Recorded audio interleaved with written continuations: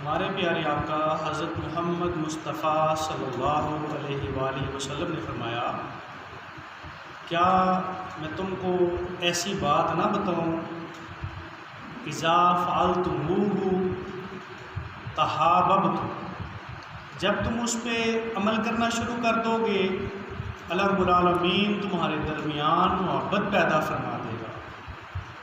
تو لجپال کریم آقا علیہ السلام نے فرمایا، افشوا السلام بینکم، آپس میں ایک دوسرے کو سلام کیا کرو۔ سلام کرنے سے دونوں مسلمان بھائیوں کے درمیان محبت بڑھ جاتی ہے۔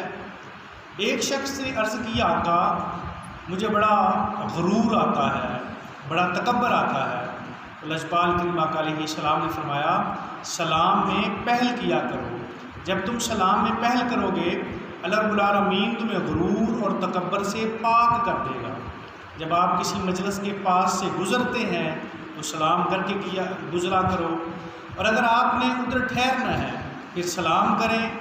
سلام کرنے کے بعد اگر آپ نے بیٹھنا ہے بیٹھ جائیں، پھر جب دوبارہ جانا ہے تو پھر سلام کر کے جائیں۔ سلام کی بڑی برکت ہے، اسے عام کریں۔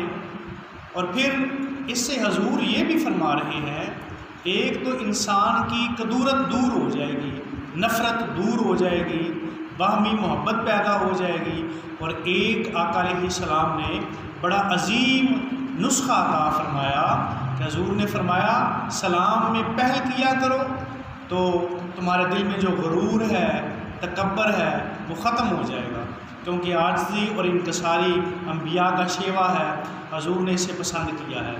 حضرت انس رضی اللہ تعالیٰ عنہ وہ بیان کرتے ہیں کہ حضور نے فرمایا، اے بیٹا جب تم گھر میں داخل ہوتے ہو سلام کیا کرو، اپنے گھر والوں کو سلام کیا کرو، کیونکہ یہ جو سلام کرنا ہے تیرا، یہ تیرے اور تیرے گھر والوں کے لیے برکت کا سبب ہوگا۔ اس لیے آج کل یہ جو بے برکتی ہے، اس کے وبا کو توڑنے کے لیے بھی ہمیں سلام کرنا چاہیے، سلام میں پہل کرنا چاہیے۔ اس لیے اللہ رب العالمین کے محبوب نے فرمایا ہے، اور جس پہ ہم عمل کریں گے اللہ رب العالمین ہمیں عمل کرنے کی توفیق عطا فرمائے۔ وآخر دعواہم ان الحمد للہ رب العالمین۔